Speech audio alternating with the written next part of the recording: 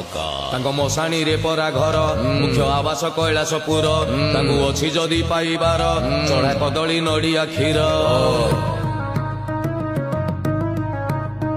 ତାଙ୍କ ମଶାଣୀରେ ପରା ଘର ମୁଖ୍ୟ ଆବାସ କୈଳାସପୁର ତାଙ୍କୁ ଅଛି ଯଦି ପାଇବାର ଚଢା କଦଳୀ ନଡ଼ିଆ କ୍ଷୀର ତାଙ୍କ ଭୂତ ଅଟେ ସହଚର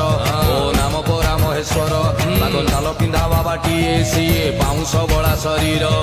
ତ୍ରିଶୂଳ ଧରିକି ବାବା କରେ ସଂହାର